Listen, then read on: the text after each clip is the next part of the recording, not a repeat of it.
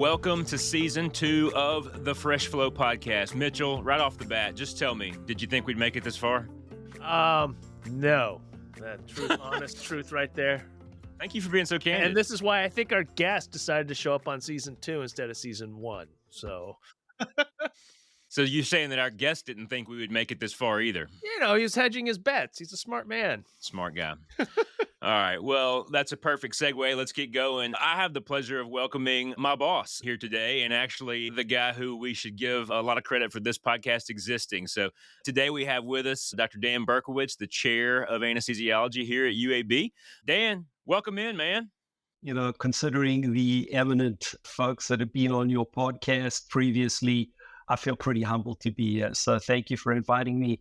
I'm really looking forward to this. Should be fun. Yeah, it'll be fun. And thank you for supporting us. This was a crazy idea, a year ago or more. And just like you frequently do, when I come with crazy ideas, you go, yeah, man, sounds good. Let's do it. So I've given you a long rope and you haven't hung yourself yet, man. Well, so give it go. Time. Give it time, man. Give it time. Well, let's dive into your background. You're a clinical anesthesiologist for sure, working in the operating rooms, but an extensive research background coming to us from Baltimore, leading that effort at Johns Hopkins. Tell us about that, your history and research, and then how you feel that kind of prepared you for this next step, which is taking on a position of a chair at an academic program like this. Sure. Well, I kind of emerged into my research career at the time of the explosion of molecular medicine. And I'd always been interested in molecular medicine. I did a fellowship in human genetics after my internship. But more importantly, I was very, very fortunate to have had a visionary chair in the Department of Anesthesia when I did my training at Duke. And Duke was kind of emerging as a pretty highly well-respected academic department of anesthesia at that time, just emerging.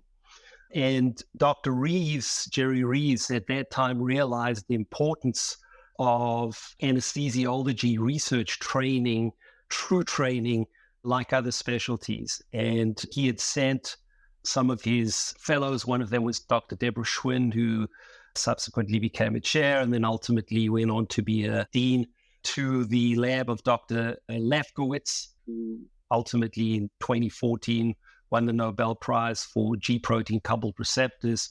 And so he really understood the importance of anesthesiologists doing fundamental basic research so that we could really lead in science and in academia and really be players. So I was fortunate to be able to work with Dr. Schwinn, and that was really the beginning of my academic career. I was able to get a fair grant with her on molecular mechanisms of alpha-1 adrenergic signaling.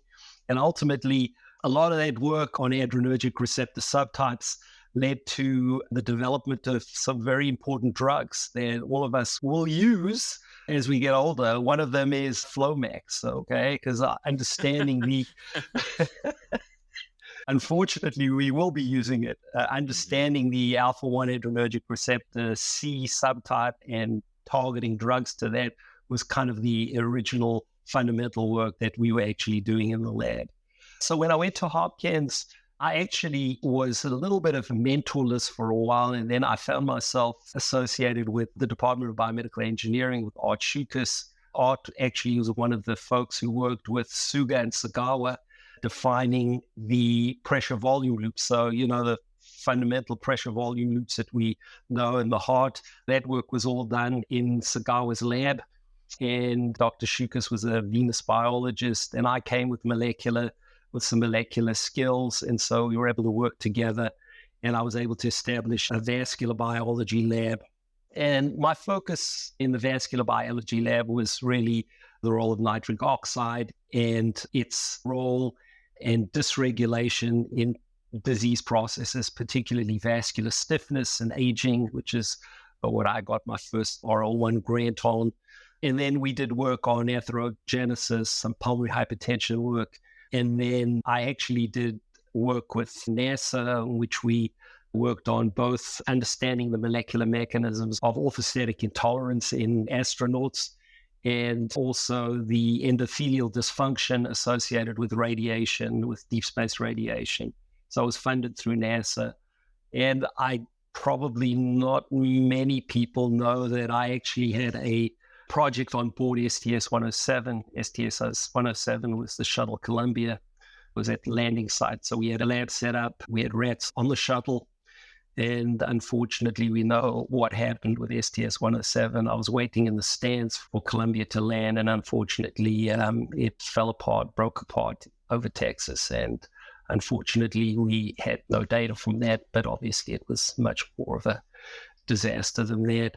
So what I fundamentally found about research is, number one, discovery is so important in terms of the scientific process for our specialty, in terms of idea generation, problem solving. But when I speak to new candidates and new fellows, new residents, and try and entice them to go into an academic career and do research, what I say to them is the most important thing is you will meet interesting people and you will go to interesting places, and it'll broaden your horizons and make you less judgmental, and it'll just make your life interesting. And so that's really what it's done for me. And it's allowed me to frame what I think might be important pathways for progress in our specialty. And those have obviously changed. But I've actually been very, very fortunate in that the institution was generous. I was able to establish a lab now here. It's been very exciting. We've transitioned a little bit to work in the area of endothelial function and preeclampsia. And that's been a fun academic exercise. And it's really what it's enabled me to do is to actually bring in our clinicians with our basic scientists to come together and solve important problems and come up with potential new therapies and new ideas about mechanisms. So that's my research trajectory and track. Dan, I just want to echo what you said through your research career, that you know that as a specialty we need to lead. And then what I want to do is I want to pivot, right? You started as chair at the University of Alabama, and then you sort of had to pivot with the pandemic, right? And so now that you're on the other side, you're an administrator, you're in charge of a department. Has it gotten harder or easier to sort of push that research mission? I mean, I think that's a good question. I think what it's been, I would say easier. And I'll tell you why it's been easier. I've been able to acquire, number one, the resources and been able to channel them in the directions that I think are the most valuable for our specialty. And so that's entailed making bets. It's entailed investing in people that I feel are going to be successful. And my strategy for success in our department has been twofold. What I've tried to do is to find folks that are just on the cusp of success. These are young folks that are doing good cutting-edge research, haven't quite gotten to independence, but are getting there, have either had foundation funding and are in the process of writing a grant. So those are the folks that I think are worth investing. And actually, we've been pretty successful in that domain in terms of having people funded and doing their interesting work. We've also had the strategy of recruiting more seasoned investigators. That's an expensive proposition, but it's worthwhile. And I've been fortunate to have some of the resources to be able to do that. You know, I think we've also made some investments in health services research and in AI, as we're going to potentially, hopefully, we'll talk a little bit about later, because I think those are areas in which I think our profession can really lead, particularly as it pertains to things like precision and predictive medicine and predictive perioperative medicine particularly. So I think it's been easier just because I've had the ability to make the decisions myself and to create a team myself and not really be beholden to someone else's vision. I can be beholden to my own vision, which is much more fun. We've discussed this too, Dan, just the academic anesthesiology, right? And what we need to do as a specialty across the country, building networks. And, you know, you are one of those individuals out there that sort of sees our specialty just not only within your department or across your department, but sort of across the country, maybe the world. Yeah, I appreciate that. And we've, like I say, Mitch, we've been a beneficiary of both your and other people's great insights and intellect and ideas. as adjunct faculty. And you're right, we really need to create a much greater community of anesthesia thinkers and researchers and idea generators. So yeah. Or that's at a great. minimum for Matt to make fun of me on each of these podcasts. Really my goal every time. My goal every time is to get a good jab in on Mitch, and if I do, I'm happy. So Dan, you mentioned your vision. You mentioned AI. The three of us were involved in an article on the infinite game, and we kind of used that as a framework to discuss the future of our specialty. What are some of those things from your perspective that are worth investing in? Where should we be putting our time and energy for the future of anesthesiology? Well, I think that number one, when we talk about sort of the infinite game, I really think that we need to see our specialty through the lens of, actually in our department, we've done that as almost a third component of the organizational structure. We think about our organizational structure. I like to think about it in the terms of Senex's framework. What are the things that are important for our specialty? Well, having a sustainable, nimble organization, because we live in a world that moves so fast, that's changing so fast. We have to have that existential flexibility. We need to flex quickly. We need to be able to change. The most important thing for a healthy organization, again, is to have great trusting teams. I mean, that's, as you know, trusting teams are what creates an environment where people enjoy coming to work and enjoy the work they do. We need to have courage to say, look, the way we've done things in the past has not served us well.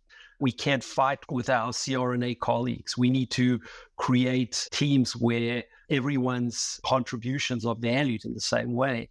And ultimately, that's the only way we can build and create value in our specialty. And I think that this value proposition for our specialty, I don't have the answers. I don't have all the answers, but I really think we need to so fundamentally change the way we think about our specialty and what it is that we actually do. I know what we do. I mean, I think that, number one, we are a data-driven specialty. We have more data than any other specialty. We have the ability to actually access, process that data. And so that's one of the areas that I think we really need to leverage for our specialty. And that is precision medicine, predictive medicine.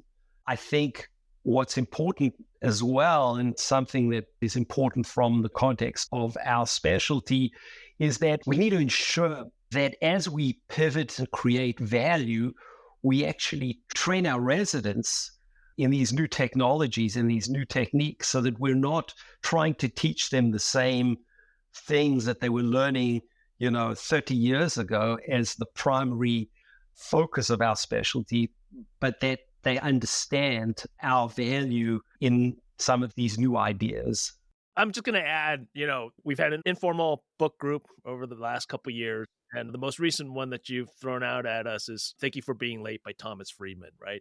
And in this book, Friedman talks of the story of Edward Teller and how AI and sort of the technology that we're living in right now is exponential, and the human brain has evolved for linear growth, right? So we're struggling with this gap, and you mentioned that we need to train people differently. Freeman points out that the curricula in colleges and undergraduates are going to become non-existent or useless in 5 years, right? And medicine has not kept up with that pace of change, right?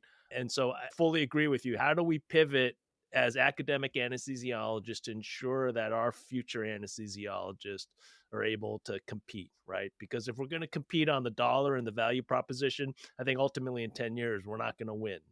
Yeah, I 100% agree with you. And I think that's our challenge. I think it's a tough one, but I think therein lies our challenge. What that also brings to the fore is that actually what we need to do in our departments is create a much greater diversity of thinking of people within our department. We primarily now we recruit clinicians and physicians. And maybe what we need to be doing is having within our department, systems engineers. Maybe we need to have, and hopefully we do and can, we have AI experts. we're very fortunate in our department to have a very robust IT department. So that helps us. But like you say, if we're going to address the issues, the problems, if we're going to grow in this technologically accelerating environment, we're going to have to play with the big boys. I mean, ultimately, otherwise we're going to get lost. We'll be lost. I just want to point out that, when Michael Porter came out with his value-based healthcare platform from the Harvard Business School, one of them was that you needed an infrastructure, right? For the data management, all the systems that you need to keep a business going. And, Harvey Cushing, neurosurgeon, father of the anesthetic record, right? He understood it back then. And I think that the opportunity for our specialty is, even with MPOG, right? You're looking at data in the past to try to predict the future, right? But with your background in molecular medicine, genomic medicine, precision medicine, how do we actually get to the point where the patient that comes in, we know what anti-nausea medication to use, right? I think that is a huge opportunity that we sort of haven't really looked at. Wait, do we have more than one nausea medication? Well, if you're in Vermont, you sort of give what the pharmacy orders for you. But, I think Tongan said if the first one didn't work, just keep throwing them on. Just as a side note, because my office at Hopkins was right next to Henry Brem's, the chair of neurosurgery, and they have a panel, like a board for each of the chairs that they've had of neurosurgery. And I used to walk past, they had one for Harvey Cushing, and I used to walk past pretty much every day. It's just a side note. So, we should give him an honorary chair position in anesthesiology. I understand what Mitch is saying. What I think is that the integration of all of this data is going to happen very soon. I would say that the only barrier right now to integration of all of the information that you're talking about is health privacy. I think that the large language models that we have now are absolutely perfectly capable of integrating all of this information and throwing it out. We know that they can go through current drugs and find uses for new therapies. I mean, these large language models can go through billions of references and can scan the whole of PubMed in no time. So the only thing that I think we're missing for integrating that is the ability to actually put this data out there. I mean, I think once we can actually put patient data out or have it within being able to scan it in these large language models, I think that's the only limitation, quite frankly, right now. I think a lot of us are playing with these models and with these languages. Language like Perplexity is they are just incredible in what they can actually do. The deep fundamental research that they can actually do is beyond anything that one can imagine. So I think we're at the point where we will be able to do those things. We will be able to do the precision assessment of patients' data that'll actually be able to direct therapy and care in a way that we've never been able to do in the past. Yeah, so Dan, a bit of a pivot here and a bit of a risk because I'm going to go off script a little bit. Do you really want to do that when you're talking to your boss? But I'm going to try it anyway. I've heard you mention a few times this diversity of thought. I heard you mention earlier this kind of more inclusive approach to our teams, moving away from the conflict in our teams. And I have to think that your background plays a little bit into that. You're a proud South African. You sent Mitch and I some really wicked pictures from your adventures in South Africa here recently. You're a braver man than I am. I am not a hang glider, and I'm not going to be a hang glider, but you are. Has your South African upbringing influenced who you are in a way that maybe we see here as in your leadership style?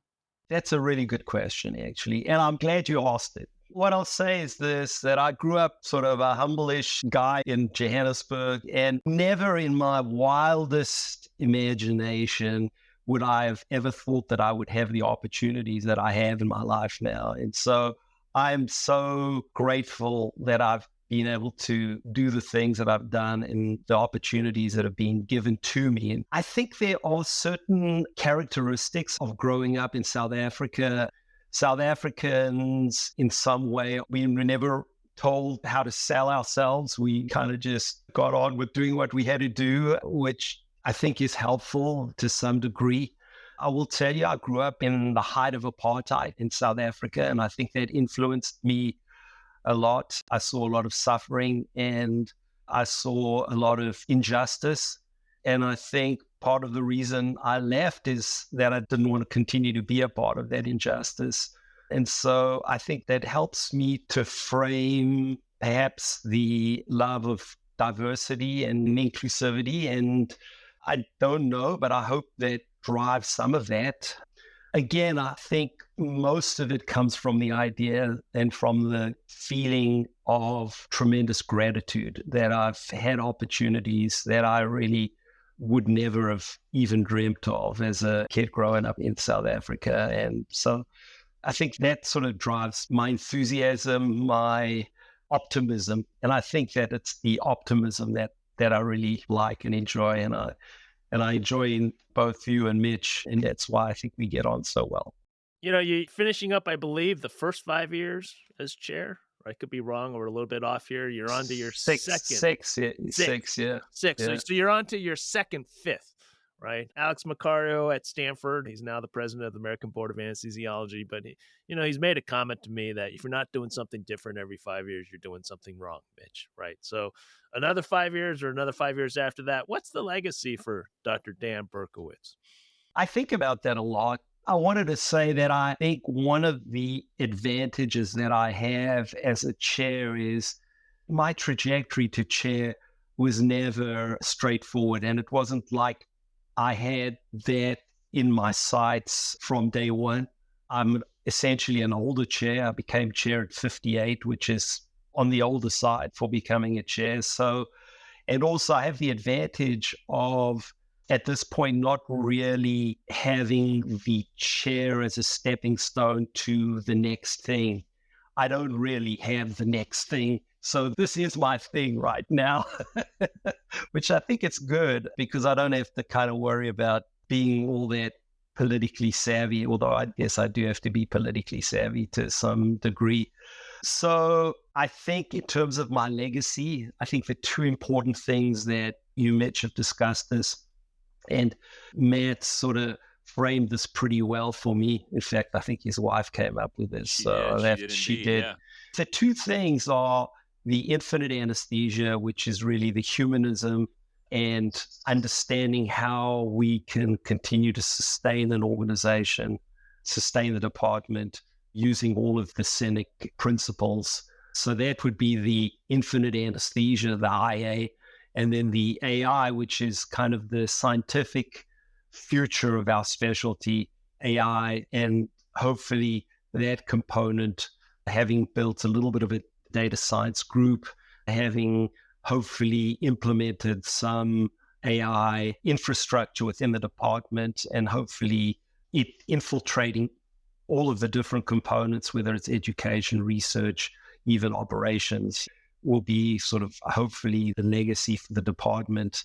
And, I don't know. I don't know what the next journey is. I've been very fortunate. I recruited when I came, one of my scientists in the department, Dr. Enika, he had developed a new technology for generating inhaled nitric oxide, and he's commercialized that. So there's something on the horizon, hopefully there. I don't know where I'm going next, but I know I'm staying here for a while, and I'm going to enjoy what I do here and build on some of the things that we've already started to do. So, well, if you don't know what your next gig is, I've got your next gig for you. You're going to be one of Simon Sinek's optimists. He has a team of optimists. Is that right? Are you serious? He does indeed. I didn't know that. That's awesome. I'm going to find a way to nominate you because I will say, cool. Being a member of this department, you've been through some rough stuff, man. You walked in right before a global pandemic and it was not easy, but you have stayed positive and optimistic throughout. So we appreciate your support, not only as faculty members, but of this podcast and of all the crazy, crazy ideas that we've had. So Mitchell, anything else you want to get to before we get done? No, I think a couple weeks ago, I sent you guys a Harvard Business Review article, Abandon Stocks and Embrace Flows. Academic medicine has always built itself on the ivory towers, right? We own a stock of knowledge that nobody else is going to teach you except us.